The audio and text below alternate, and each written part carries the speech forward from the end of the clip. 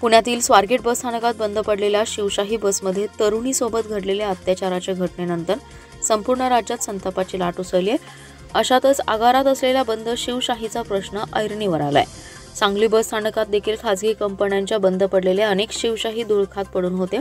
अखेर एसटी महामंडळाला या शिवशाही बसेस स्थलांतरित कराव्या लागल्या। आजपासून सांगली आगारामध्ये पडून असणाऱ्या शिवशाही बसेस मिरज रोडवरील चंदनवाडी येथील कार्यशाळेत स्थलांतर करण्यास सुरुवात झाली आहे। एकूण 11 शिवशाही बसेस आणि एक खासगी बस अशा 12 बसेस या ठिकाणी भंगार अवस्थेत पडून होत्या।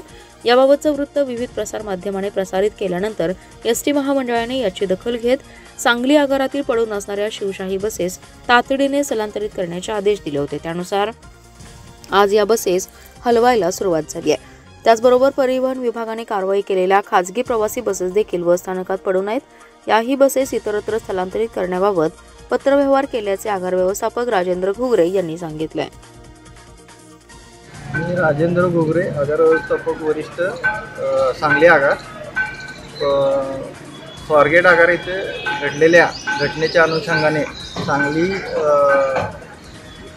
आगारातील खाजगी शिवशाही भगीरथ कंपनीच्या शिवशाही बसेस या विभागीय कार्यालयाच्या आदेशानुसार आणि सांगली विभागीय कार्यशाळेची टीम, तासगाव आगार, आटपाडी आगाराच्या वर्कशॉपच्या टीमच्या मार्फत आम्ही सर्व बसेस विभागीय कार्यशाळा येथे पार्किंग करून घेण्यात आलेले आहेत। जे अन्य आरटीओच्या ज्या वाहन आहेत अन्य आरटीओचे वाहनं आहेत त्यांना आरटीओ कार्यालयास पत्र देऊन त्यांना नेण्याबाबतचे पत्रव्यवहार करण्यात आलेला आहे।